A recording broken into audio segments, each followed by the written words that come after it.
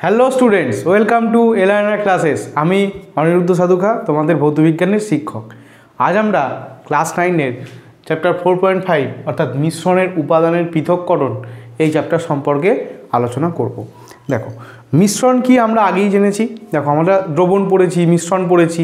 যদি তোমরা কেউ দ্রবণের ভিডিওগুলো না দেখে থাকো, তাদেরকে রিকোয়েস্ট করছি তোমরা আগে দ্রবণের ভিডিওগুলো দেখে আসতে পারো। আমাদের অলরেডি দুটো ভিডিও আপলোড আছে। দেখো, মিশ্রণ মানে কি? মিশ্রণ মানে হচ্ছে একাধিক উপাদান, একাধিক জিনিসপত্র একসঙ্গে মেশানো থাকবে, এটাকে মোটামুটিভাবে বলা হয় মিশ্রণ। যেমন তুমি মনে করো জলের মধ্যে তুমি বালি গুলে দিয়েছো, বালি, এটা একটা মিশ্রণ হয়ে গেল। জলের মধ্যে তুমি চক দিয়ে দিয়েছো, এটা একটা মিশ্রণ। জলের মধ্যে তুমি নুন গুলে দিয়েছো, এটা একটা মিশ্রণ। জলের মধ্যে তুমি চিনি গুলে দিয়েছো, এটা একটা মিশ্রণ। বা তুমি দুখানায় তরল মিশিয়েছো, মনে করো জল আর বেনজিন, যদিও মেশে না, তাও মনে করো তুমি জল আর মনে করো তুমি আমাদের অ্যাসিটোন, জল অ্যাসিটোন, জল বা কোনো অ্যালকোহল, এইগুলোকে বলা হয় আমাদের মিশ্রণ। আবার তুমি মনে করো বালির সঙ্গে কর্পূর মিশিয়েছো, বালির সঙ্গে ন্যাপথলিন মিশিয়েছো, এইগুলো সব হচ্ছে আমাদের মিশ্রণ। তো এই মিশ্রণ আমি করে দেওয়ার পর দেখো, তোমাকে যদি আমি বলি যে এই গ্লাসে জল আছে,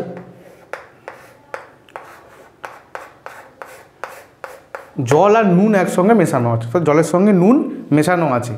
এইবার মিশিয়ে দেওয়ার পরে কী হবে? গুলে যাবে জলের মধ্যে নুন। আমি তোমাকে বলছি যে তুমি আলাদা করে দেখাও, কি করে তুমি আলাদা করবে। দেখো, আপাত দৃষ্টিতে কী মনে হবে যে আলাদা করা যাবে না, কিন্তু আলাদা করা যাবে। সেইগুলোই আমরা দেখব একে একে।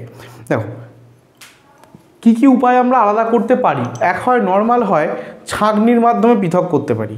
ছাঁকনির মাধ্যমে কিছু জিনিসকে আমরা পৃথক করতে পারি। যেমন মনে করো, উদাহরণ দিয়ে তুমি যদি বলি যে জলের মধ্যে তুমি বালি মিশিয়ে দিয়েছো, কী হবে? বালি জলের মধ্যে গুলবে না, খানিকক্ষণ পর্যন্ত তুমি রেখে দেবে, বালি আস্তে আস্তে থিতিয়ে নিচে পড়ে যাবে। এবার তুমি ফিল্টার কাগজ বা পার্চমেন্ট কাগজ দিয়ে বালি আর জল কিন্তু আলাদা করতে পারবে। এটা গেল। এবার যেগুলো মিশে যায়, জলের সঙ্গে নুনের দ্রবণ, জলের সঙ্গে চিনির দ্রবণ, এগুলোকে তুমি কী হবে? ছাঁকনি বা পার্চমেন্ট কাগজ, এগুলো কোনোটাতেই দিয়ে তুমি কিন্তু আলাদা করতে পারবে না। তখন কিন্তু আমাদের অন্যান্য পরীক্ষাগার প্রসেস, এইগুলো কিন্তু নিয়ে আসতে হবে। তো সেই প্রসেসগুলো কী কী? পৃথকীকরণ, জেনারেলি পৃথককরণ কী কী পদ্ধতির মাধ্যমে করা হয়। দেখো, এক হচ্ছে আমাদের ছাঁকনি বা মানে ফিল্টারের মাধ্যমে, ফিল্টার প্রসেস, এটা এক হয়। দুই কী হয়? পার্চমেন্ট কাগজ হয়ে যায়। দুই যে মেন পদ্ধতি, সেটা হচ্ছে আমাদের পাতন পদ্ধতি। পাতন বলে এক টাইপের পদ্ধতি আছে। 3 নম্বর হচ্ছে আংশিক পাতন পদ্ধতি, আংশিক পাতন পদ্ধতি। 4 নম্বর আমরা বলি সেপারেটরি ফানেল বা বিওজি ফানেলের মাধ্যমে পৃথকীকরণ, বিওজি ফানেল। 5 নম্বর আমরা বলতে পারি ঊর্ধ্বপাতনের মাধ্যমে, ঊর্ধ্বপাতন পদ্ধতি। মোটামুটি আমরা এইভাবে কি করতে পারি? মিশ্রণের উপাদানগুলোকে আলাদা করতে পারি। কিছু জিনিস ফিল্টার মাধ্যমে আলাদা হয়ে যায়, ছাঁকনির মাধ্যমে বা পার্চমেন্ট কাগজের মাধ্যমে। কিছু জিনিস পাতন করতে হয়, কিছু জিনিসকে আংশিক পাতন করতে হয়, কিছু জিনিস বিওজি ফানেলের মাধ্যমে হয়ে যায়, আর কিছু জিনিস ঊর্ধ্বপাতন পদ্ধতিতে হয়ে যায়। দেখো, আমাদের সিলেবাস অনুযায়ী যেটুকু আছে, পাতন, আংশিক পাতন এবং বিওজি ফানেল, এই 3টে প্রসেস এবং কয়েকটা করে উদাহরণ আমরা কিন্তু ডিটেলসে আলোচনা করব। দেখো, ফিল্টার প্রসেসের একে পড়ার মতো কিছু নেই। তুমি একটা ফিল্টার কাগজ বা একটা পার্চমেন্ট কাগজ নিলে, সেখান দিয়ে তুমি দ্রবণটাকে ঢেলে দিলে, আর মানে বালি আর জল মনে করো নিয়েছো, বালি ওপরে থেকে গেল, জল নিচে পড়ে গেল। তো ফিল্টার প্রসেসকে সেভাবে পড়ার কিছু কিন্তু বিশেষ নেই। আর এবার আমরা পাতন, আংশিক পাতন এবং বিওজি ফানেল, এই 3টে জিনিস আমাদের জানতে হবে। তো প্রথম যেটা আমাদের আছে পাতন, সেই সম্পর্কে আমরা ডিটেলস আলোচনা করব। তো দেখো, পাতন পদ্ধতি করতে গেলে আমাদের একটা সেটআপের প্রয়োজন হয়, এই টাইপের একটা সেটআপের প্রয়োজন হয়। এই সেটআপগুলোকে কি বলে? দেখো, পাতন তার ইংরাজি হচ্ছে ডিস্টিলেশন। পাতনকে কি বলা হয়? ডিস্টিলেশন। পাতনের জন্য আমাদের প্রথমেই যেটা লাগে, এটা হচ্ছে একটা ফ্লাক্স লাগে, গোলতল ফ্লাক্স।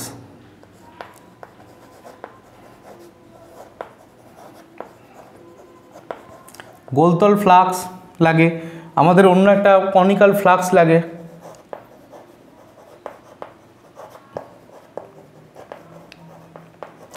আমাদের কাঁচের নল লাগে।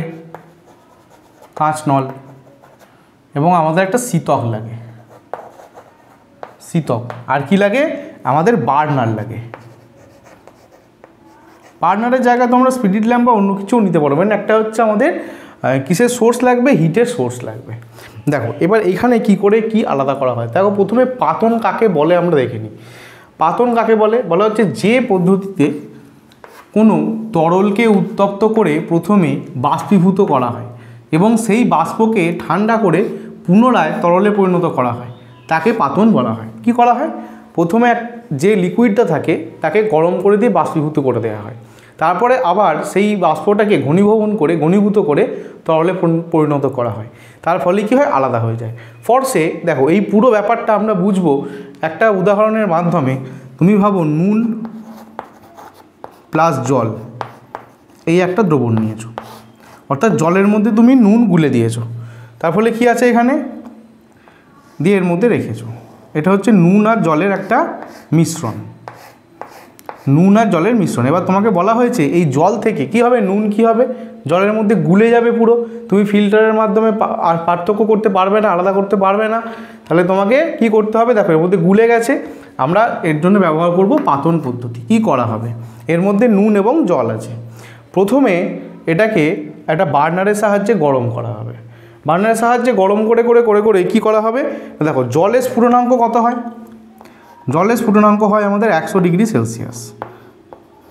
কী করা হবে? জলটাকে নুনের কিন্তু স্ফুটনাঙ্ক অনেক হাই, জলটাকে কী করা হয়? 100 ডিগ্রি সেলসিয়াস টেম্পারেচারের কাছাকাছি নিয়ে যাওয়া হয়। 100 ডিগ্রি সেলসিয়াসে নিয়ে যাওয়া হয়।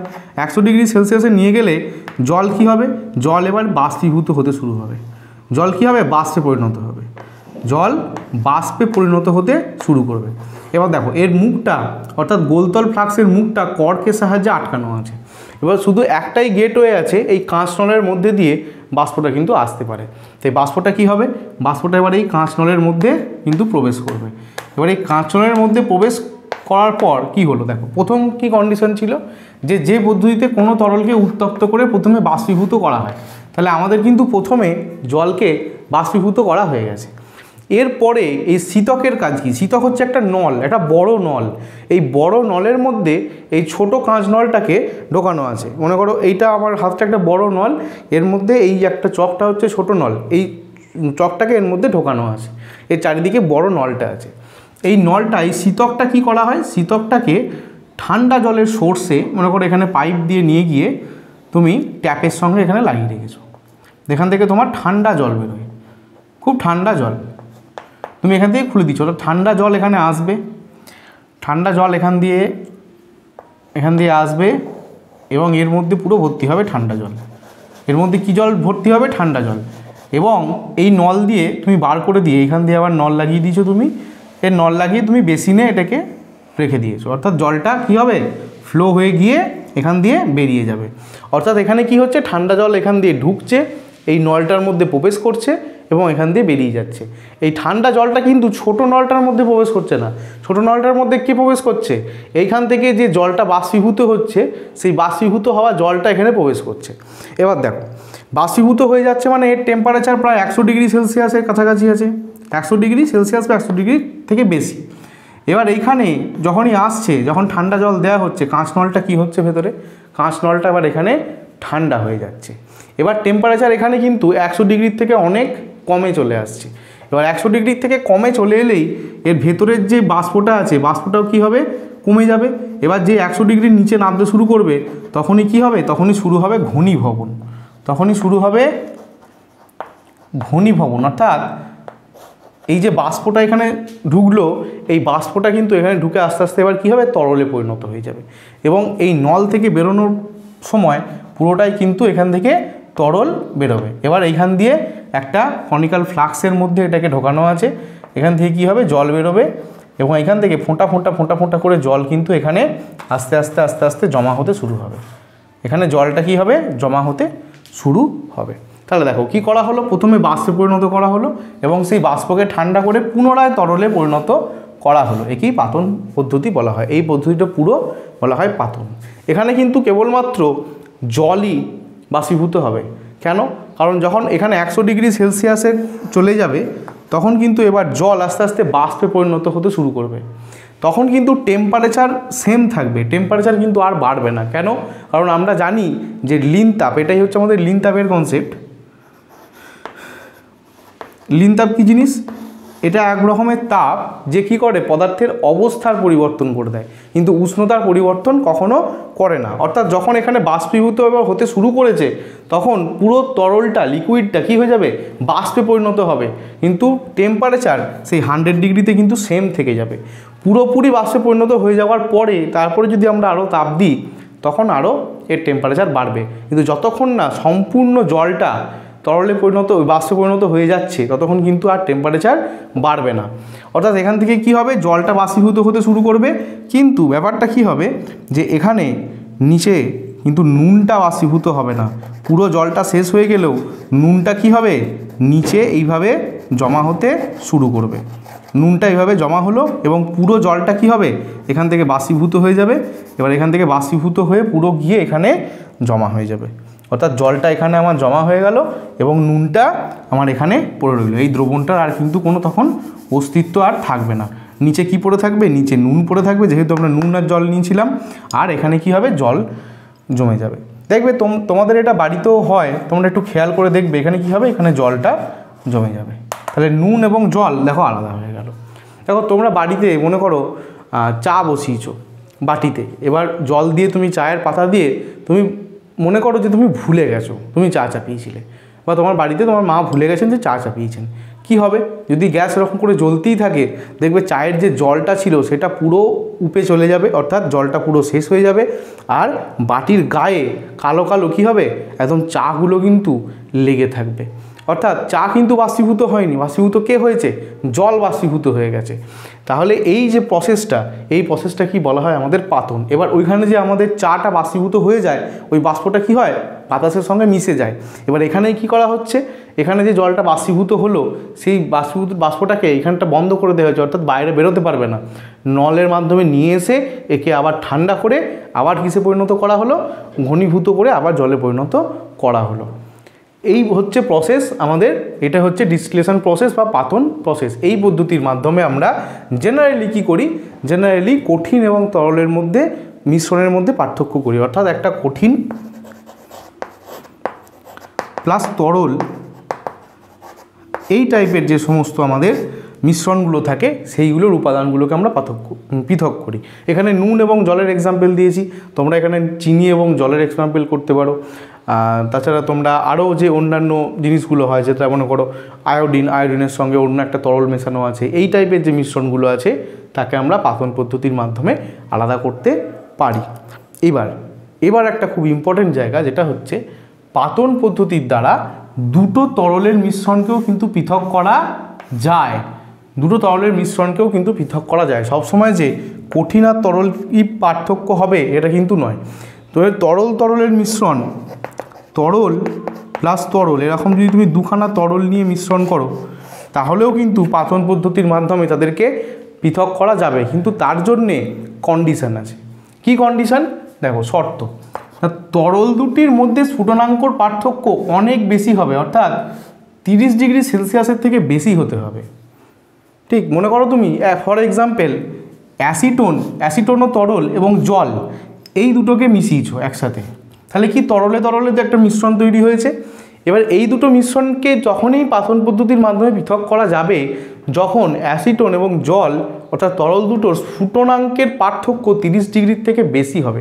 দেখো অ্যাসিটোনের কি স্ফুটনাঙ্ক 56 ডিগ্রি সেলসিয়াস আর জলের স্ফুটনাঙ্ক 100 ডিগ্রি সেলসিয়াস। এদের স্ফুটনাঙ্কের মধ্যে তুমি যদি পার্থক্য করো 156 কত হবে, 44 ডিগ্রি সেলসিয়াস। তাহলে 44 ডিগ্রি সেলসিয়াস অবশ্যই 30 ডিগ্রি সেলসিয়াসের থেকে বেশি। তাই অ্যাসিটোন এবং জলের মিশ্রণকে কিন্তু আমরা পাতন পদ্ধতির মাধ্যমে আলাদা করতে পারবো। অর্থাৎ মেন জিনিস হচ্ছে তরল দুটির স্ফুটনাঙ্কের পার্থক্য। কার পার্থক্য, স্ফুটনাঙ্কের পার্থক্য। স্ফুটনাঙ্কের পার্থক্য কিন্তু 30 ডিগ্রি সেলসিয়াসের থেকে বেশি হতে হবে। ফার্স্ট কন্ডিশন এটা। সেকেন্ড কন্ডিশন হচ্ছে যে তাপের প্রভাবে উপাদানগুলির যদি বিয়োজন ঘটে যায় তাহলে কিন্তু এই পদ্ধতি করা যাবে না, অর্থাৎ উপাদানগুলোর বিয়োজন ঘটবে না। বিয়োজন মানে কি, দেখো আমরা যখন জলকে এখানে হিট দিচ্ছি, জল কিসে পরিণত হয়ে যাচ্ছে? বাষ্পে পরিণত হয়ে যাচ্ছে। অর্থাৎ জল থেকে আমাদের জল থেকে বাষ্পে পরিণত হয়ে যাচ্ছে। সেটা ঠিক, ভৌত অবস্থার পরিবর্তন হচ্ছে, কিন্তু জলের যদি আমি সংকেত দেখি, জল H2O অর্থাৎ দুখানা হাইড্রোজেন এবং একটা অক্সিজেন দিয়ে তৈরি, বাষ্পও কিন্তু H2O অর্থাৎ বাষ্পও দুখানা হাইড্রোজেন একখানা অক্সিজেন দিয়ে তৈরি হয়। অর্থাৎ কি, এই যে অণু স্ট্রাকচার, এই অণু স্ট্রাকচারের কিন্তু কোনো পরিবর্তন হবে না। অর্থাৎ অণুগুলো যেন ব্রেক না করে যায়, যেন ভেঙে না যায়, বিয়োজিত না হয়ে যায়। যদি তাপের প্রয়োগে অণুগুলো ভেঙেই যায়, তাহলে তো সেই পদার্থটা, এই জল থাকবেই না, তখন তো অন্য কোনো একটা পদার্থে পরিণত হয়ে যাবে। ফর্সে মনে করো হাইড্রোজেন আর অক্সিজেন যদি এরকম করে আলাদা হয়ে যেত তাপের প্রভাবে, H2 আর O, তাহলে কি এরা জল থাকতো? এরা হাইড্রোজেন এবং অক্সিজেন গ্যাসে পরিণত হয়ে যেত। অর্থাৎ বিয়োজন যেন না ঘটে, অর্থাৎ তাপের প্রভাবে উপাদানগুলোর বিয়োজন না ঘটে। তাহলে এই দুটো কন্ডিশন যদি মেনে চলে, তাহলে সেই রকম দুখানা তরলের মিশ্রণকেও কিন্তু আমরা পাতন পদ্ধতির মাধ্যমে পৃথক করতে পারবো। কী কী কন্ডিশন আরেকবার রিভাইজ করে নিই। তরল দুটির স্ফুটনাঙ্কের পার্থক্য অনেক বেশি হতে হবে, অনেক বেশিটা কত? 30 ডিগ্রি সেলসিয়াসের থেকে বেশি হতে হবে। আর তাপের প্রভাবে উপাদানগুলির বিয়োজন যেন না ঘটে যায়। এরকম দেখো, এরকম কিছু উদাহরণ, কিছু তরলের মিশ্রণের উদাহরণ যাদেরকে পাতনের মাধ্যমে পৃথক করা যায়, এই উদাহরণগুলো কিন্তু ভেরি ইম্পর্টেন্ট। এই উদাহরণগুলোই কিন্তু আমাদের মনে রাখতে হবে এবং এই উদাহরণ রিলেটেড কোশ্চেনই কিন্তু আমাদের পরীক্ষায় আসবে। দেখো, জল এবং অ্যাসিটন, দেখো এদের তুমি স্ফুটনাঙ্কের রেঞ্জ দেখো হচ্ছে বিপি মানে হচ্ছে বয়েলিং পয়েন্ট, বিপি মানে বয়েলিং পয়েন্ট, অর্থাৎ এর বাংলায় হচ্ছে স্ফুটনাঙ্ক, যেখানে বয়েল শুরু হবে, স্ফুটনাঙ্ক। জল এবং অ্যাসিটনের মিশ্রণ, এদের স্ফুটনাঙ্কের পার্থক্য হতো 44 ডিগ্রি সেলসিয়াস। তাহলে জল এবং অ্যাসিটনের মিশ্রণকে আমরা পাতন পদ্ধতির মাধ্যমে পৃথক করতে পারবো। আর কি, হেক্সেন এবং টলুইন, দেখো এর হচ্ছে 69 ডিগ্রি সেলসিয়াস বিপি এবং এর কত 110 ডিগ্রি, তাহলে গ্রেটার দেন 30 ডিগ্রি। এদের মাইনাস করলে তুমি কত পাবে? 30-এর বেশি পাবে। তাহলে হেক্সেন এবং টলুইনের মিশ্রণকেও আমরা পাতন পদ্ধতির মাধ্যমে আলাদা করতে পারবো। বেঞ্জিন এবং নাইট্রোবেঞ্জিন, দেখো বেঞ্জিনের 80 আর নাইট্রোবেঞ্জিনের 210, অর্থাৎ 100 ডিগ্রি সেলসিয়াসের থেকেও বেশি এদের স্ফুটনাঙ্কের পার্থক্য। তাহলে এই বেঞ্জিন এবং নাইট্রোবেঞ্জিনকেও আমরা পাতন পদ্ধতির মাধ্যমে অর্থাৎ ডিসটিলেশন পদ্ধতির মাধ্যমে আলাদা করতে পারবো। আর কি আছে, বেঞ্জিন এবং অ্যালিনিন, এদেরকেও কি দেখো 80 ডিগ্রি সেলসিয়াস এবং 184 ডিগ্রি সেলসিয়াস, এটাও টেন্স টু প্রায় 100 ডিগ্রি সেলসিয়াসের কাছাকাছি স্ফুটনাঙ্কের পার্থক্য। তাহলে এদেরকেও আমরা পাতন পদ্ধতির মাধ্যমে পার্থক্য করতে পারবো। আর কি, ইথার এবং টলুইন, ইথারের কত 35 ডিগ্রি সেলসিয়াস আর টলুইনের কত 110 ডিগ্রি সেলসিয়াস, এদেরকেও কিন্তু আমরা পাতন পদ্ধতির মাধ্যমে পৃথক করতে পারবো। দেখো এইগুলো উদাহরণ। এবার এইখানে একটা প্রশ্ন আসতে পারে যে আচ্ছা, আমি নয় ধরে নিলাম অ্যাসিটন আর জলের মিশ্রণ, বা যে কোনো আমি একটা মিশ্রণ নিলাম, আচ্ছা এই মিশ্রণের কোন উপাদানটা বাষ্পীভূত হবে, অর্থাৎ কোন উপাদানটা বাষ্পীভূত হয়ে এখান থেকে গিয়ে এখানে জমা হবে আর এখানে কে পড়ে থাকবে। দেখো, এই দুটো মিশ্রণের মধ্যে যার স্ফুটনাঙ্ক কম সে আগে বাষ্পে পরিণত হয়ে যাবে, অর্থাৎ সেই বাষ্পে পরিণত হবে। আর যার স্ফুটনাঙ্ক বেশি সে কিন্তু বাষ্পে পরিণত হবে না। নুন এবং জলের ক্ষেত্রে জলের স্ফুটনাঙ্ক 100 ডিগ্রি সেলসিয়াস এবং নুনের স্ফুটনাঙ্ক অনেক বেশি, তাই নুন পড়ে থাকছে, জল বাষ্পীভূত হয়ে চলে যাচ্ছে। এবার তুমি যদি অ্যাসিটন এবং জলের মিশ্রণ নাও, অ্যাসিটন এবং জলের মিশ্রণকে তুমি এখানে নিয়েছো, তাহলে সেক্ষেত্রে দেখো অ্যাসিটন 56 ডিগ্রি সেলসিয়াস, তুমি হিট দিচ্ছ, হিট দিতে দিতে ভেতরটা গরম হচ্ছে, টেম্পারেচার 56 ডিগ্রি সেলসিয়াসে চলে গেছে। 56 ডিগ্রি সেলসিয়াসে চলে গেলেই কী হবে, অ্যাসিটন বাষ্পে পরিণত হতে শুরু করবে। অ্যাসিটন এবং 56 ডিগ্রি সেলসিয়াস কিন্তু আর বাড়বে না যতক্ষণ না পর্যন্ত, কেন, তখন লীন তাপ গ্রহণ করছে অ্যাসিটন কী হয়ে যাবে, অ্যাসিটন আস্তে আস্তে পুরো বাষ্পে পরিণত হয়ে যাবে এবং এখানে জল কী হবে, জল পড়ে থাকবে। তখন এখানে জল পড়ে থাকবে এবং অ্যাসিটন এখানে ঢুকবে বাষ্প, এখানে ঠান্ডা জলের সংস্পর্শে আসবে, ঠান্ডা পাইপের সংস্পর্শে, তার ফলে অ্যাসিটন কী হবে, আবার ঘনীভূত হবে এবং এখানে ফোঁটা ফোঁটা অ্যাসিটন এখানে জমা হতে শুরু করবে। অর্থাৎ যার স্ফুটনাঙ্ক কম সে চলে যাবে আমাদের কনিক্যাল ফ্লাক্সে, আর যার স্ফুটনাঙ্ক বেশি সে পড়ে থাকবে গোলতল ফ্লাক্সে। এবার এইখানে যে পদার্থটা জমা হলো আর এখানে যে পদার্থটা পড়ে রইল, এই পদার্থগুলোকে কি বলা হয়, দেখো পাতিত দ্রব্য। অর্থাৎ কনিক্যাল ফ্লাক্সে এখানে যে উপাদানটা, যে তরলটা প্রথমে বাষ্পীভূত হয়ে এখানে গিয়ে ঘনীভূত হয়ে এখানে জমা হলো, তাকে বলা হয় পাতিত দ্রব্য। তাকে কি বলা হবে, পাতিত দ্রব্য। আর আমাদের গোলতল ফ্লাক্সে যে উপাদানটা পড়ে রইল তাকে বলা হবে অবশেষ। তাকে কি বলা হবে? অবশেষ। তাহলে দেখো তোমরা ভেবে বলো, নুন এবং জল ভেবে দেখো, নুন এবং জল একে যখন আমরা পাতন করেছিলাম তখন পাতিত দ্রব্য কে ছিল এবং অবশেষ কে ছিল? কি হয়েছিল? জল বাষ্পীভূত হয়ে গেছিল এবং এখানে ঢুকে ঘনীভূত হলো এবং জল এখানে জমতে শুরু করলো, অর্থাৎ তখন পাতিত দ্রব্য ছিল কে? জল। তখন পাতিত দ্রব্য ছিল জল। আর এখানে কে রইল? প্রসেসের শেষে নুন পড়েছিল, তাহলে তখন অবশেষ ছিল নুন। বেশ, আবার যদি তুমি মনে করো যে অ্যাসিটোন এবং জল এর মিশ্রণটাকে তুমি পাতন পদ্ধতির মাধ্যমে পৃথক করছো, তখন কি হবে? দেখো, অ্যাসিটোন বাষ্পীভূত হয়ে যাবে, এখানে ঢুকবে কাঁচ নলে এবং এখানে ঘনীভূত হবে এবং কনিক্যাল ফ্লাক্সে কে জমা হবে? আবার অ্যাসিটোন শুরু হবে। তখন পাতিত দ্রব্যকে, তখন কিন্তু জল না, তখন হবে অ্যাসিটোন। অর্থাৎ আমাদের এই কনিক্যাল ফ্লাক্সে যে জমা হবে সে হবে পাতিত দ্রব্য। আর অবশেষকে তখন এখানে কে পড়ে থাকবে? তখন এখানে জল পড়ে থাকবে, তখন কিন্তু অবশেষ হবে আমাদের জল। তাহলে এই গেল আমাদের টোটাল পাতনের গল্প। খুব সোজা প্রসেস। দেখো, এবার এখান থেকে দুখানা খুব ইম্পর্টেন্ট জিনিস তোমাদের সঙ্গে আলোচনা করি। তরলের স্ফুটনাঙ্ক, এই যে তরলগুলো স্ফুটনাঙ্ক আমরা দেখো পাশে পাশে লিখে দিয়েছি, অ্যাসিটোন 56 ডিগ্রি, জলের 100 ডিগ্রি সেলসিয়াস, এটা আমরা জানি, বিভিন্ন যে লেখা আছে। এই তরলের স্ফুটনাঙ্ক কিন্তু বাড়া কমাও করতে পারে। এই তরলের স্ফুটনাঙ্ক কোন কোন বিষয়ের ওপর নির্ভর করে সেটা কিন্তু আমাদের জানতে হবে। দেখো, কোন কোন বিষয়ের ওপর নির্ভর করে তরলের স্ফুটনাঙ্ক? তরলের প্রকৃতির ওপর নির্ভর করে, অর্থাৎ তরলটা কীরকম। কিছু তরল থাকে দেখবে উদ্বাহী তরল, দেখো জল কিন্তু উদ্বাহী তরল অতটাও নয়, কিন্তু তুমি যদি পেট্রোল, কেরোসিন এগুলোকে খুলে তুমি যদি রেখে দাও দেখবে খুব তাড়াতাড়ি উপে যাচ্ছে। অর্থাৎ যদি সেটা উদ্বাহী তরল হয় তাহলে কিন্তু তার কি হবে? স্ফুটনাঙ্ক অনেক কম হবে। আচ্ছা, আর কি? তরলের অপদ্রব্যের উপস্থিতি, তরলের সঙ্গে যদি অন্য কিছু জিনিস মিশে থাকে তাহলে কিন্তু তরলের স্ফুটনাঙ্ক অনেক বেড়ে যায়। আচ্ছা, তরলের ওপরের চাপ, তরলের ওপর চাপ, দেখো তরলের ওপর চাপ যদি বেড়ে যায় তাহলে কিন্তু স্ফুটনাঙ্ক বেড়ে যাবে। এই কারণেই কি হয় দেখবে প্রেসার কুকারে জল জেনারেলি কত ডিগ্রি সেলসিয়াসে ফোটে? 100 ডিগ্রি সেলসিয়াসে বাষ্পীভূত হয়, কিন্তু প্রেসার কুকারের মধ্যে প্রচুর পরিমাণে চাপ থাকে বলে জল 120 ডিগ্রি সেলসিয়াসে ফুটে যায়। অর্থাৎ জলের স্ফুটনাঙ্ক প্রেসার কুকারের মধ্যে হয়ে যায় 120 ডিগ্রি সেলসিয়াস। এর একটা ডাটা কি বলা হয় যে প্রতি 27 মিলিমিটার এইচজি পারস্তম্ভের চাপ, 27 mm এইচজি চাপ যদি বৃদ্ধি করা হয়, মানে আমি 27 mm এইচজি চাপ আমি বাড়িয়ে দিলাম জলের ওপরে, কোনো তরলের ওপরে, তাহলে তরলের স্ফুটনাঙ্ক 1 ডিগ্রি সেলসিয়াস করে কিন্তু বেড়ে যায়।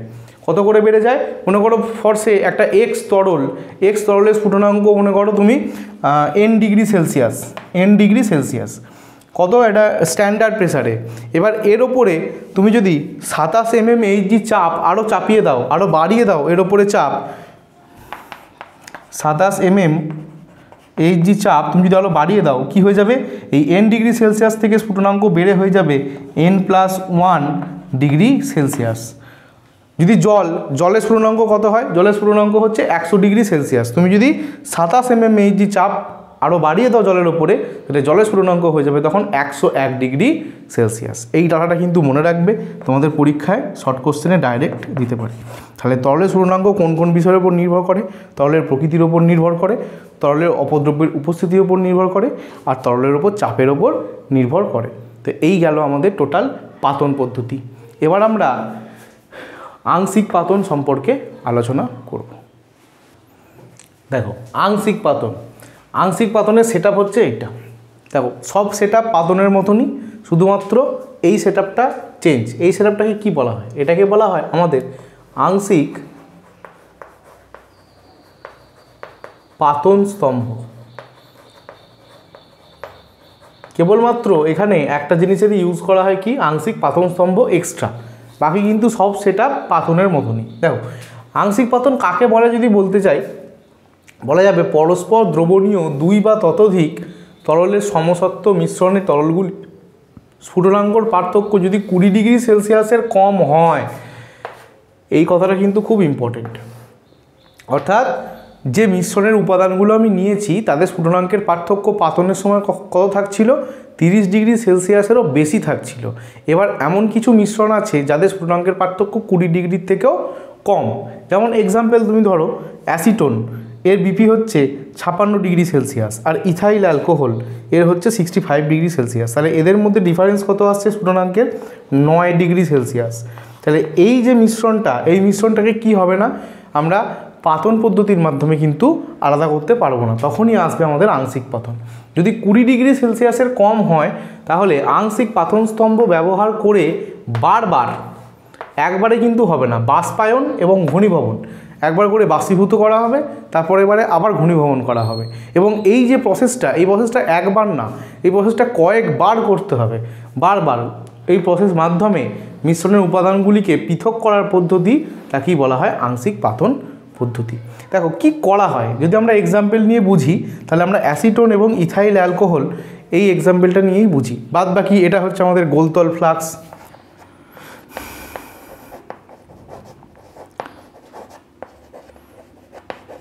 এটা হচ্ছে গোলতল ফ্লাক্স, এটা হচ্ছে কনিক্যাল ফ্লাক্স,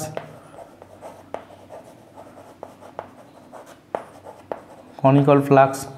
আচ্ছা, এটা হচ্ছে কাঁচ নল, আর এটা হচ্ছে আমাদের শীতক। এক সেট আপ, শুধু এখানে কি এক্সট্রা, আংশিক পাতন স্তম্ভ। দেখো আংশিক পাতন স্তম্ভ কি, আগে আমরা এই আংশিক পাতন স্তম্ভ সম্পর্কে একটু জানি।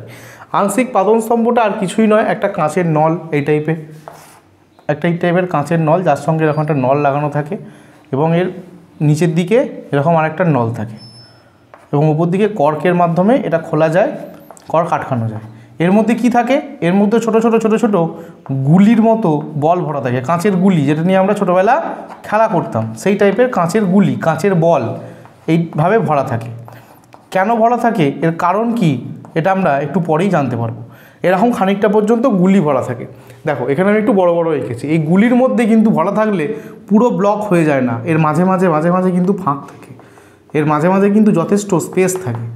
দেখো এইভাবে কিন্তু কর্কের মধ্যে আমরা কনিক্যাল ফ্লাক্সের মধ্যে এটাকে ঢুকিয়ে দিই এবং এখানটা বন্ধ করে দিই এবং এখান থেকে কাঁচ নল, অর্থাৎ এইভাবে চ্যানেলটা ওপেন থাকে এইদিকে। এবার কি হয়, মনে করো তুমি অ্যাসিটোন, এখানে মিশ্রণটা নিয়েছো, কার অ্যাসিটোনের মিশ্রণ নিয়েছো, অ্যাসিটোনের সঙ্গে কি ইথাইল অ্যালকোহল, অ্যাসিটোন আছে আর আমাদের ইথাইল অ্যালকোহল আছে, এই দুটোর একটা মিশ্রণ আমরা এখানে নিয়েছি। এবার যেহেতু এদের স্ফুটনাঙ্ক খুব কাছাকাছি, তাই আমরা আংশিক পাতন দিয়ে আমরা পৃথক করছি। কি করা হবে, নিচে আমাদের বার্নার থাকবে, এবার এটাকে গরম করা শুরু হবে। এবার গরম করতে করতে দেখো অ্যাসিটোন, এদের মধ্যে কার স্ফুটনাঙ্ক কম, অ্যাসিটোনের স্ফুটনাঙ্ক কম, অর্থাৎ 56 ডিগ্রি সেলসিয়াস। অ্যাসিটোনে কত, 56। যখনই টেম্পারেচার 56 ডিগ্রি সেলসিয়াসে যাবে তখন কি হবে, তখন এটা অ্যাসিটোনটা আস্তে আস্তে বাষ্পীভূত হতে শুরু হবে।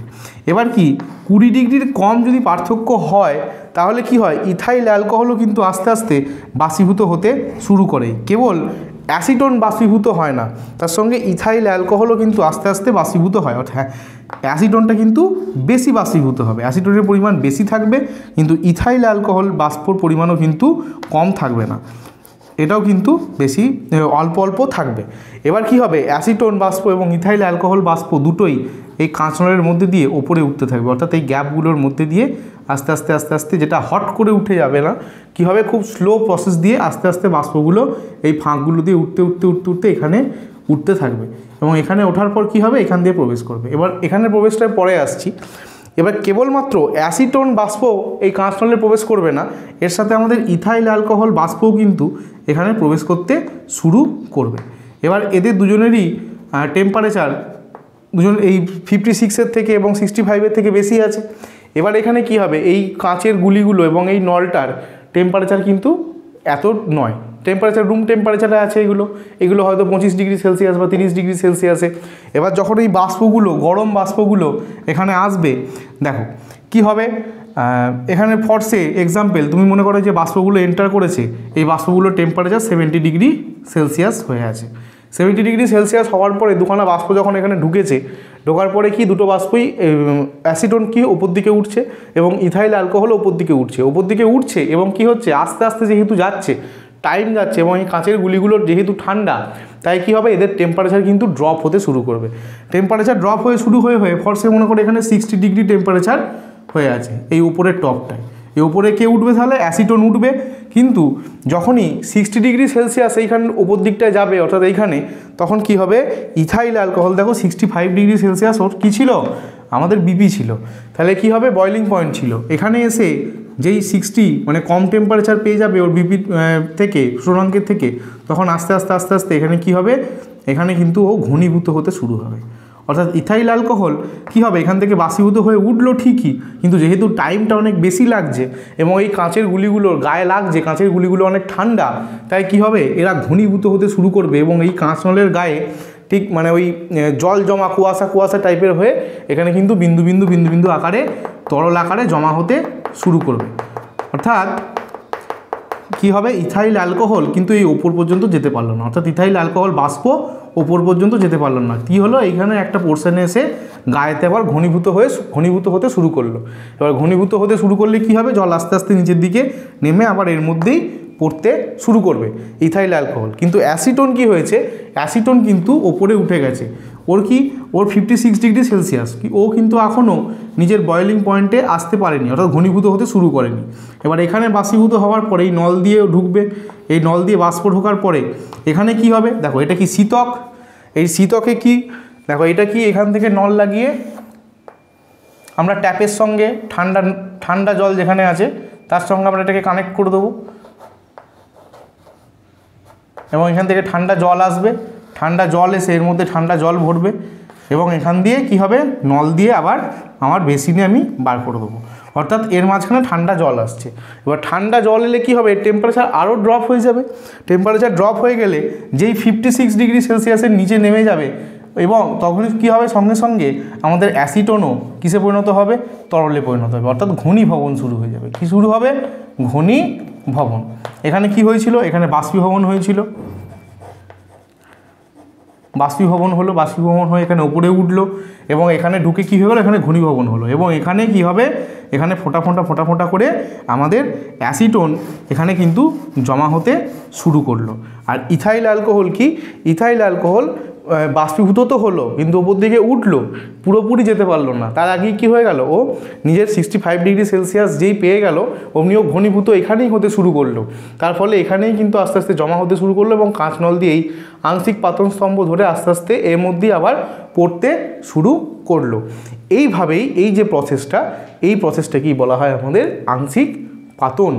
এবং এইভাবেই হচ্ছে যাদের সূচকাঙ্কের ডিফারেন্স 20 ডিগ্রি সেলসিয়াসের কম তাদেরকে এইভাবেই কিন্তু আমাদের পৃথক করা হয়। এবার এখানে একটা কথা বলি, দেখো কোনো জিনিসই পারফেক্ট নয় আমাদের ওয়ার্ল্ডে, এবার একেবারেই যে ইথাইল অ্যালকোহল বাষ্প এখানে যায় না এটা কিন্তু কেউ বলতে পারবে না জোর করে।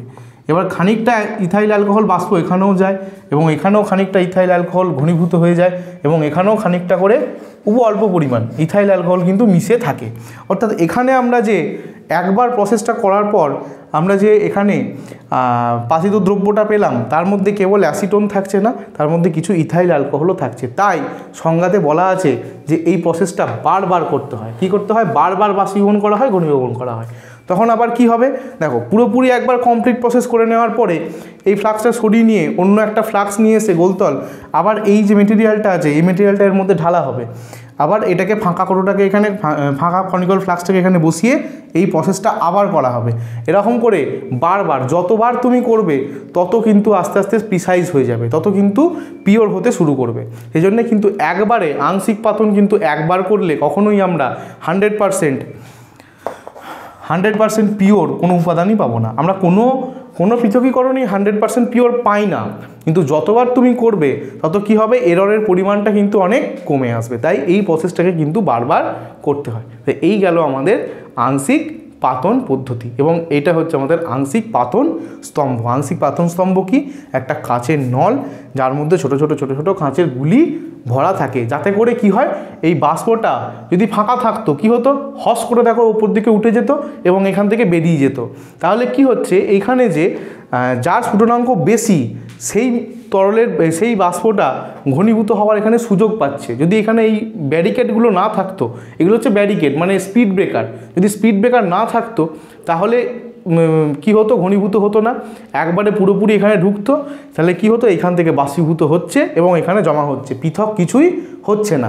এটা দেওয়া আছে স্পিড ব্রেকার হিসেবে এবং এগুলো ঠান্ডা, তাই এখানে ঘনীভূত হয়ে খানিকটা খানিকটা করে আলাদা হচ্ছে এবং বারবার করলে এটা পৃথক হয়ে যায়। এটা হলো আমাদের আংশিক পাতন পদ্ধতি। দেখি এবার এই প্রসেসের কি আছে। দেখো অ্যাসিটোন এবং ইথাইল অ্যালকোহল, এটা একটা এক্সাম্পল দিয়ে বোঝালাম। এরকম অনেক কিন্তু আমাদের মিশ্রণ আছে যাদেরকে আমরা আংশিক পাতন পদ্ধতির মাধ্যমে পৃথক করি। যেমন কি কি, দেখো আলকাতরা থেকে বেনজিন পৃথক করতে, আলকাতরার মধ্যে বেনজিন মিশে থাকে, ভালো আলকাতরা পেতে গেলে এই বেনজিনটাকে অপসারণ করতে হবে। তাই আলকাতরা এবং বেনজিনের মিশ্রণটাকে আংশিক পাতন পদ্ধতির মাধ্যমে কিন্তু আমাদের পৃথক করা হয়। সবথেকে ইম্পর্টেন্ট যেটা, সেটা হচ্ছে এটা, পেট্রোলিয়াম থেকে পেট্রোল, কেরোসিন, ডিজেল এই সমস্ত আলাদা করতে। আমরা যে মাটির নিচ থেকে ক্রুড অয়েল পাই, যে পেট্রোলিয়াম পাই, সেখান থেকে আমরা কি কি, পেট্রোলিয়ামকে আমরা ডাইরেক্ট ইউজ করতে পারি না, আমরা সেখান থেকে পেট্রোল পাই, ডিজেল পাই, কেরোসিন পাই, ক্রুড ন্যাপথা পাই। এইগুলো, এই যে প্রত্যেকটা মানে এর যে উপাদানগুলো, এই উপাদানগুলোকে আলাদা করতে পেট্রোলিয়াম থেকে এই আংশিক পাতন পদ্ধতি কিন্তু আমাদের ব্যবহার করা হয়। এটা কিন্তু খুব ইম্পর্টেন্ট জিনিস, পরীক্ষায় আমাদের আসে যে পেট্রোলিয়াম পরিশোধন কোন পদ্ধতির মাধ্যমে করা হয়। পেট্রোলিয়াম পরিশোধন আংশিক পাতন পদ্ধতির মাধ্যমে করা হয়। আর কি, তরল বায়ু থেকে বিভিন্ন গ্যাসীয় উপাদানগুলোকে আলাদা করতে আমাদের আংশিক পাতন পদ্ধতি ব্যবহার করা হয়। তা এই গেল আমাদের আংশিক পাতন পদ্ধতি। এখানে শুধু সমস্তটাই পাতন পদ্ধতির মতো, শুধু একটাই কি, আংশিক পাতন স্তম্ভ, এই যে টুলসটা, এই টুলসটা নতুন ইউজ করা হয়।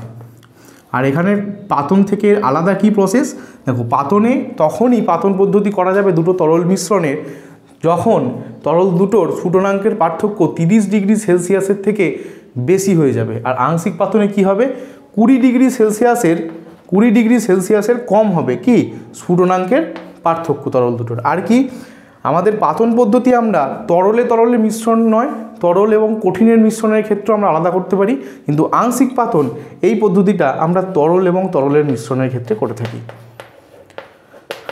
তরল এবং তরলের যে মিশ্রণ, সেই মিশ্রণে কিন্তু আমাদের আংশিক পাতন পদ্ধতি ব্যবহার করা হয়। তো এই গেল আমাদের আংশিক পাতন সম্পর্কে কথা। এবার আমরা চলে যাব বিওজি ফানেল সম্পর্কে আলোচনা করব। দেখো সেপারেটরি ফানেলের মাধ্যমে বা বিওজি ফানেলের মাধ্যমে কিভাবে আমরা দুটো মিশ্রণকে আলাদা করব।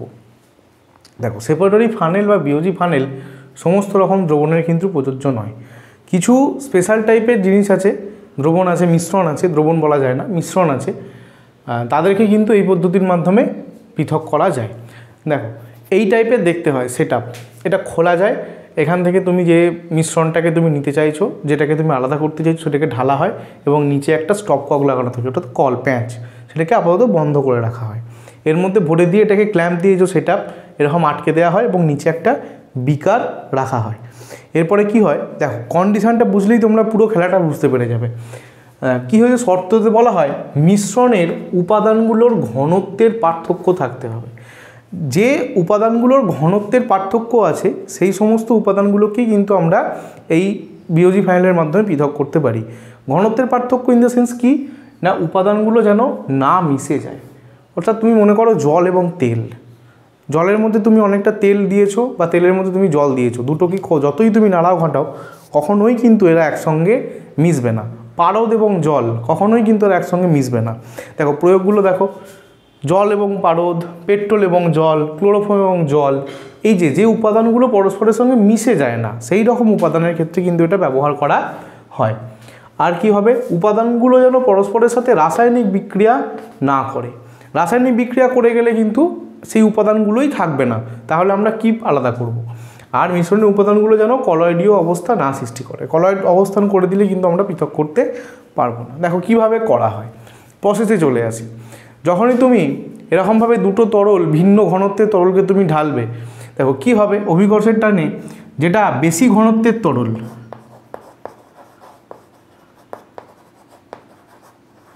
বেশি ঘনত্বের তরলটা কি হবে, নিচে চলে আসবে এবং কম ঘনত্বের তরলটা উপরে ভাসবে, কম ঘনত্বের তরল।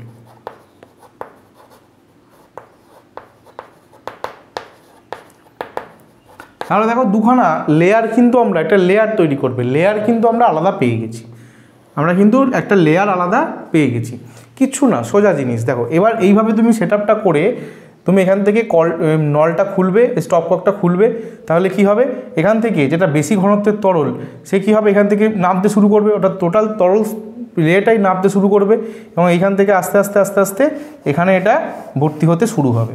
তার ফলে কী হবে এই লেভেলটা নামতে শুরু করবে এবং উপরের লেভেলটাও নামতে শুরু করবে। নামতে নামতে কলটা খুলে দিয়ে তোমাকে কিন্তু অ্যালার্ট থাকতে হবে যে যখনই এই বেশি ঘনত্বের দ্রবণটা, এই তরলটা, বেশি ঘনত্বের উপাদানটা পুরোপুরি শেষ হয়ে যাবে, অর্থাৎ এইখানে কম ঘনত্বের তরলটা এখান পর্যন্ত চলে আসবে, তখন কিন্তু তোমাকে বন্ধ করে দিতে হবে সঙ্গে সঙ্গে। এবার তুমি যদি বেশি প্যাঁচ খুলে ফেলো তাহলে কিন্তু নিয়ন্ত্রণ করা, কন্ট্রোল করা তোমার পক্ষে অসুবিধা হয়ে যাবে। তাই খুব অল্প করে খুলতে হবে যাতে এখানে প্রায় ওই ফোঁটা ফোঁটা টাইপের এখানে তরলটা পড়তে থাকে বা একটু একটু হালকা, খুব আস্তে আস্তে। এবার এখানে কি হয়ে যাবে তাহলে বেশি ঘনত্বের দ্রবণটা এখানে চলে আসবে আর কম ঘনত্বের দ্রবণটা তখন এখানে লক হয়ে যাবে, এর মধ্যেই কিন্তু থেকে যাবে। অর্থাৎ এর পরের কেসটা অনেকটা এরকম হয়ে যাবে। একটা রাফ ছবি এঁকে দেখাচ্ছি। তখন নিচে কি হয়ে যাবে, নিচের বিকারটায় আমাদের বেশি ঘনত্বের দ্রবণটা চলে আসবে এবং এখানে স্টপ কক লাগানো আছে। আর উপরে কি হবে, ওপরে আমাদের এই কম ঘনত্বের যে দ্রবণটা আছে ওটা এরকম থেকে যাবে। ব্যাস, তাহলেই কিন্তু আমাদের কি হয়ে গেল, দেখো মিশ্রণের দুখানা উপাদান কিন্তু পৃথক হয়ে গেল। এটা কিছুই নয়, এর ব্যবহারিক প্রয়োগ কোথায় কোথায় আছে, যে সমস্ত তরলের ঘনত্বগুলো আলাদা, জল এবং পারদ, পেট্রোল এবং জল, ক্লোরোফর্ম এবং জল। এবার এখান থেকে যেটা সবথেকে ইম্পর্টেন্ট জিনিস সেটা হচ্ছে এই শর্তগুলো। এই ঘনত্বের পার্থক্য না থাকলে, অর্থাৎ মিশে যাবে, মিশে গেলে আমরা এই পদ্ধতির মাধ্যমে করতে পারবো না পৃথক। তখন কি হবে, তখন আমাদের পাতন পদ্ধতির সাহায্য নিতে হবে, নাহলে আংশিক পাতনের সাহায্য নিতে হবে। আর যদি মিশে না যায় তাহলে আমরা বিওজি ফানেল, খুব সোজা জিনিস, এইভাবে আমরা পৃথক করে দিতে পারবো। তো এই গেল আমাদের বিওজি ফানেল সম্পর্কে আলোচনা। চলো এরপরে আমরা লাস্ট যে টপিক সেটা নিয়ে আলোচনা করি, সেটা হচ্ছে পেট্রোলিয়াম পরিশোধন নিয়ে। দেখো পেট্রোলিয়াম পরিশোধন, পেট্রোলিয়াম পরিশোধনকে আমরা কি বললাম, যে আংশিক পাতন পদ্ধতির মাধ্যমে কিন্তু পেট্রোলকে পরিশোধন করা হয়। দেখো ফ্যাক্টরির ব্যাপার, এটা আংশিক পাতন স্তম্ভ, এটা খুব বড় আকারের থাকে। এবার কি হয়, এখান দিয়ে এটা হচ্ছে হিটার, এখান থেকে নলের মাধ্যমে আমাদের যে পেট্রোলিয়াম লিকুইড, অশোধিত তেল, ক্রুড অয়েল যেটাকে বলা হয়, সেটাকে এখানে গরম করে পাঠানো হয়। এবার এর মধ্যে কি হয়, গরম করে হয়, তাহলে কি হয়, তরল পদার্থগুলো, আমরা আংশিক পাতনে কি শিখেছি, তরল পদার্থগুলো আমাদের বাষ্পে পরিণত হয়ে যাবে। এবার বাষ্পে পরিণত হয়ে গিয়ে কী হবে, দেখো এইগুলো হচ্ছে আংশিক পাতন, গুলি না থাকার, সবসময় যে লোহার, সবসময় যে কাঁচের বল দিতে হবে এরকম কোনো মানে নেই। এইভাবে কিন্তু রাস্তাটাকে আটকানো আছে। অর্থাৎ যে বেশি গরম হবে, যার বেশি বাষ্প থাকবে, সে কী হবে, এইরকমভাবে ঘুরে ঘুরে ঘুরে ঘুরে এইভাবে ফাঁক রেখে দিয়ে দিয়ে এইভাবে, এখানে হবে এটা ফাঁক, এইভাবে ফাঁক দিয়ে দিয়ে কী করবে, ও ওপর দিকে কিন্তু চলে যাবে, উঠে যাবে। আর অপেক্ষাকৃত যাদের টেম্পারেচার লো হয়ে যাবে তারা নিচের দিকে থাকবে। তাহলে দেখো আমরা যদি আংশিক পাতনের মাধ্যমে পেট্রোলিয়ামকে আংশিক পাতন করি, তাহলে সেখান থেকে কী কী পাওয়া যায়, সেখান থেকে মেন 4টে অংশ পাওয়া যায়। একটা হচ্ছে আমাদের পেট্রোলিয়াম গ্যাস, আর 2 নম্বর হচ্ছে ক্রুড ন্যাপথা, 3 নম্বর হচ্ছে প্যারাফিন বা কেরোসিন, 4 নম্বর হচ্ছে ডিজেল, আর অবশিষ্ট তেল বাকি কিছু পড়ে থাকে। এবং প্রত্যেকটার কিন্তু ইকোনমিক ভ্যালু আছে, কোনোটাও কিন্তু ফেলে দেওয়ার মতো জিনিস নয়। দেখো পেট্রোলিয়াম গ্যাসকে সব থেকে টপ থেকে পেট্রোলিয়াম গ্যাসকে কিন্তু আমাদের বার করে নেওয়া হয়, এখান থেকে বার করে নেওয়া হয়। তারপরে বেরোয় আমাদের পেট্রোল, তারপরে ন্যাপথা, তারপরে এখান থেকে কেরোসিন, তারপরে এখান থেকে ডিজেল, এখান থেকে পিচ্ছিল কারক তেল, মানে লুব্রিকেটিং যে অয়েলগুলো, মোবিল বলতে পারো তুমি। তারপরে এখান থেকে ভেজলিন, আমরা যে ভেজলিন ইউজ করি সেই ভেজলিন, এবং নিচ দিয়ে অবশিষ্ট যেগুলো আছে আর কি, অ্যাসফল্ট, তারপরে আমাদের কোক, এই সবগুলো বেরোয়।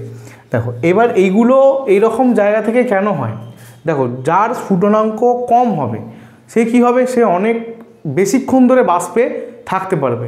তাই পেট্রোলিয়াম গ্যাস বাষ্প হওয়ার জন্য এই পাতন স্তম্ভগুলো পেরিয়ে পেরিয়ে পেরিয়ে পেরিয়ে সবার উপরে উঠে যায়। সেই জন্য উপর থেকে আমরা কাকে পাই, পেট্রোলিয়াম গ্যাস। এবার সেই কারণে আমরা একটা ছক এখানে লিখেছি, এই ছকটা দেখলে আমরা বুঝতে পারবো যে পাতিত অংশ, আমরা পেট্রোলিয়ামকে পাতন করলে কি কি অংশ পাবো পাতিত, যে আমরা পাতিত অংশ পড়েছিলাম, যেটা ওখানে জমা হলো বাইরে, সেটাকে পাতিত অংশ বলা হয়।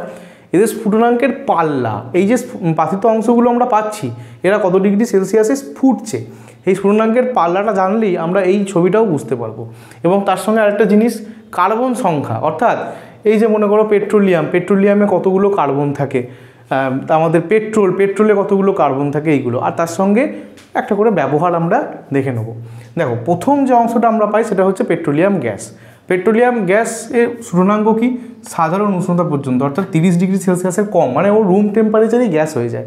তাহলে তুমি যদি তাকে আরও বেশি গরম করো তাহলে সে কী হবে? অনেক বেশি হিট হয়ে যাবে এবং অনেকক্ষণ পর্যন্ত কি হবে না, রুম টেম্পারেচারে নেমে না আসা পর্যন্ত, মানে 30 ডিগ্রির নিচে আর না আসা পর্যন্ত ও কী আকারে থাকবে?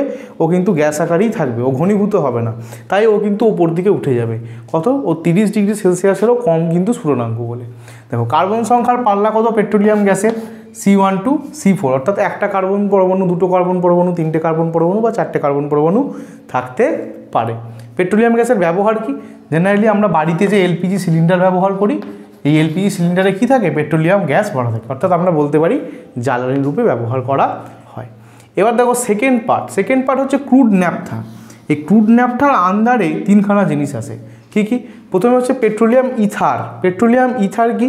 দেখো 30 ডিগ্রি সেলসিয়াস থেকে 70 ডিগ্রি সেলসিয়াসে আসছে আমাদের পেট্রোলিয়াম ইথার। আর কার্বন সংখ্যার পাল্লা C5 to C7।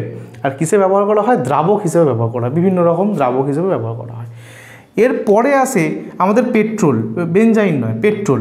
কেন? পেট্রোলের স্ফুটনাঙ্ক হচ্ছে 70 ডিগ্রি থেকে 90 ডিগ্রি সেলসিয়াস। আর পেট্রোলকে একটু গরম করলেই পেট্রোল উপরে চলে যায় 70 ডিগ্রি সেলসিয়াস থেকে 90 ডিগ্রি সেলসিয়াস। পেট্রোলের কার্বন সংখ্যার পাল্লা হচ্ছে C6 to C7। আর কী হিসেবে ব্যবহার করা হয়? পেট্রোলের ব্যবহার আমরা কেনা জানি জ্বালানি রূপে, জেনারেলি কি ইঞ্জিনে জ্বালানি রূপে ব্যবহার করা হয়। আচ্ছা, তারপরে আসছে বেনজাইন কি? 70 ডিগ্রি সেলসিয়াস থেকে স্ফুটনাঙ্ক 200 ডিগ্রি সেলসিয়াস পর্যন্ত। এদের কার্বন সংখ্যার পাল্লা C7 to C12। এই ছকটা কিন্তু আমাদের খুব ভালো করে মনে রাখতে হবে। বেনজাইনের ইউজ কি?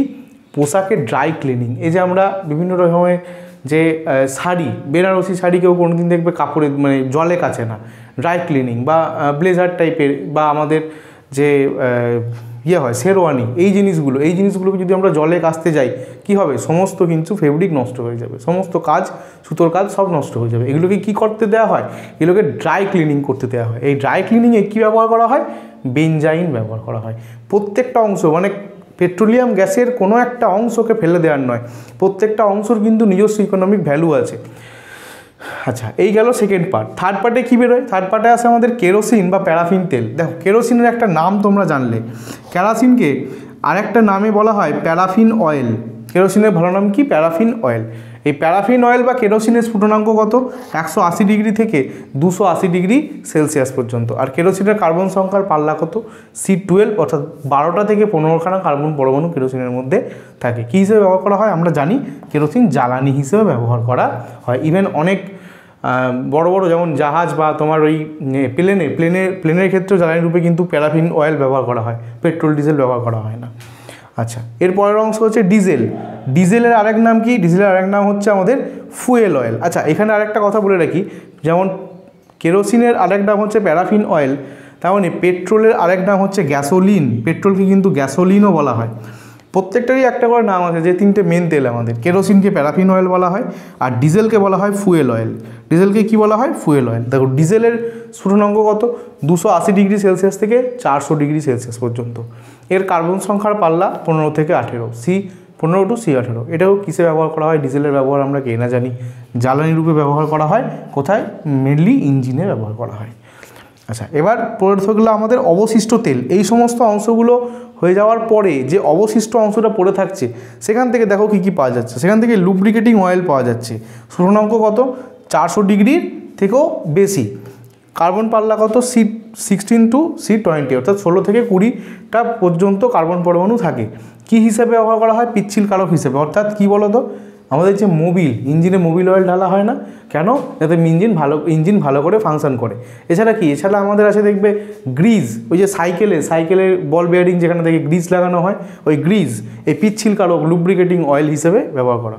দেখো ভেসলিন, আমরা যে ভেসলিন ইউজ করি, তোমাদের অনেকের মনে হতে পারে যে ওই ভেসলিনটা গাছগাছালি থেকে বেরিয়ে আসে। একদমই না, ভেসলিন হচ্ছে পেট্রোলিয়াম প্রোডাক্ট। অনেক জায়গায় দেখবে লেখা থাকবে ভেসলিন বা পেট্রোলিয়াম জেলি। ভেসলিনকে কিন্তু অনেক জায়গায় পেট্রোলিয়াম জেলিও বলা হয়। এই যে ভেসলিন, যেটা ওই আমাদের সাদা কোটো নীল ঢাকা যেটা পাওয়া যায় ভেসলিন, সেই ভেসলিনটাই। এই ভেসলিন কত 400 ডিগ্রির থেকে, এদের সবকটারই 400 ডিগ্রির বেশি স্ফুটনাঙ্ক। কার্বন সংখ্যার পাল্লা C18 to C22। কিসে তৈরি হয়? মেনলি আমরা জানি ক্রিম তৈরিতে, ক্রিম তৈরিতে ব্যবহার করা হয়, বা আমরা ভেসলিনকে মানে একদম ভেসলিনকেই ইউজ করতে পারি। আর কি যেটা আমরা জানি না সেটা হচ্ছে ওষুধ প্রস্তুতিতে, ওষুধেও কিন্তু আমাদের ভেসলিন লেগে থাকে। দেখো এরপরে আছে আমাদের প্যারাফিন। প্যারাফিন প্যারাফিন হচ্ছে ওই মোমবাতি, যেটাকে মোম বলা হয়, প্যারাফিন মোম। এই মোম কিন্তু আমরা পেট্রোলিয়াম প্রোডাক্ট, কত 400 ডিগ্রি সেলসিয়াসের বেশি, C20 থেকে C13। এটা হচ্ছে কার্বন সংখ্যার পাল্লা। আর মেন কোথায় ইউজ হয়? মোমবাতি তৈরিতে ইউজ হয় এবং কাগজ তৈরিতেও ইউজ হয়। আর কি দেখো অ্যাসফল্ট। অ্যাসফল্ট মানে কি? অ্যাসফল্ট মানে হচ্ছে রাস্তায় যে পিচ ঢালা হয়, পিচ। অ্যাসফল্ট মানে হচ্ছে রাস্তায় যে পিচ ঢালা হয় সেই জিনিসটা। ওই পিচের স্ফুটনাঙ্ক কত 400 ডিগ্রি সেলসিয়াসের থেকে বেশি এটাও, এবং এর কার্বন সংখ্যার পাল্লা 30-এর থেকে বেশি হয়। অর্থাৎ পিচের মধ্যে একটা একটা অণুতে কার্বন সংখ্যা কতগুলো থাকে? 30টারও বেশি থাকতে পারে। কি হিসেবে তৈরি হয়? রাস্তা তৈরিতে ব্যবহার করা হয় পিচ, আর রং তৈরিতে, আলকাতরা টালকাতরা এইসব তৈরিতে ব্যবহার করা হয় হয়তো, রং তৈরিতে। আচ্ছা কোক। এই কোক মানে কয়লা টাইপের জিনিস, গুঁড়ো গুঁড়ো কঠিন। কোক কিন্তু কঠিন। এগুলো সব কিন্তু এতক্ষণ পর্যন্ত যা বললে এই পেট্রোলিয়াম গ্যাসকে ছাড়া বাকিগুলো সব লিকুইড, পেট্রোলিয়াম ছিল গ্যাস, আর শেষে পাওয়া যাচ্ছে অবশিষ্ট এইখান দিয়ে পাওয়া যায় কোক। কোক 400 ডিগ্রি সেলসিয়াসের থেকেও বেশি, আর আমাদের C30 থেকে বেশি হয়। এদের কার্বন পরমাণু সংখ্যা কোথায় ব্যবহার করা হয়? তড়িৎদ্বার মানে ব্যাটারি। দেখবে ব্যাটারিকে কাটলে ভেতরে যে আমাদের ওই গ্রাফাইটটা পাওয়া যায়, গ্রাফাইটটা অ্যাকচুয়ালি কি? Graphite actually Coke. এইগুলো এই তড়িৎদ্বার ব্যবহার থেকে আমাদের কোক ব্যবহার করা হয়। তো এই গেল আমাদের পেট্রোলিয়াম পরিশোধন। তাহলে এখান থেকে ইম্পর্টেন্ট যে পেট্রোলিয়াম পরিশোধন কোন পদ্ধতির মাধ্যমে করা হয়? আংশিক পাতন পদ্ধতির মাধ্যমে, আংশিক পাতন পদ্ধতির মাধ্যমে। এবং পেট্রোলিয়ামকে পরিশোধন করলে কি কি অংশ পাওয়া যায়? কি কি অংশ? মেন হচ্ছে দেখো পেট্রোলিয়াম গ্যাস, 2 হচ্ছে ক্রুড ন্যাপথা, ক্রুড ন্যাপথার মধ্যে এগুলো পড়ছে পেট্রোলিয়াম ইথার, বেনজাইন এবং পেট্রোল। 3 নম্বর হচ্ছে কেরোসিন, 4 নম্বর হচ্ছে ডিজেল এবং 5 নম্বর হচ্ছে অবশিষ্ট। অবশিষ্টর মধ্যে লুব্রিকেটিং তেল, ভেসলিন, প্যারাফিন, অ্যাসফাল্ট এবং কোক এগুলো পড়ে যাচ্ছে। এবং এই সংক্রান্ত আমরা এদের স্ফুটনাঙ্কের পাল্লা দেখলাম, কার্বন সংখ্যার পাল্লা এবং একটা করে ব্যবহার দেখলাম। এই ছকটা কিন্তু তোমাদের খুবই ইম্পর্টেন্ট, ব্যবহারটা তুমি ছেড়ে দাও, এই জায়গাটা কিন্তু তোমাদের খুব ভালো করে মনে রাখতে হবে। এখান থেকে কিন্তু খুব খুঁটিয়ে খুঁটিয়ে কোশ্চেন করে। ওকে স্টুডেন্টস, আজকের ক্লাস এখানেই শেষ এবং এর সঙ্গে আমাদের এই চ্যাপ্টারটিও এখানে শেষ। আশা করি তোমাদের ভিডিওটি খুবই ভালো লেগেছে। যদি ভালো লেগে থাকে তাহলে তোমরা অবশ্যই লাইক করো, কমেন্ট করো এবং অবশ্যই খুব পরিমাণে শেয়ার করে দাও। এই ক্লাস সংক্রান্ত যদি তোমাদের কোনো ডাউটস থাকে তাহলে তো অবশ্যই আমাদেরকে জানাও, আমরা তোমাদের সেই ডাউটসগুলো ক্লিয়ার করে দেবো। আর এই ক্লাস সংক্রান্ত যদি তোমাদের কোনো নোটস পাওয়ার ইচ্ছা হয় তাহলে প্লে স্টোরে গিয়ে আমাদের অ্যাপ LRNR এটা ডাউনলোড করো এবং সেখান থেকে তোমরা এগুলো ইজিলি পেয়ে যাবে। চলো টাটা, আবার দেখা হবে পরবর্তী ভিডিওতে পরবর্তী টপিক নিয়ে।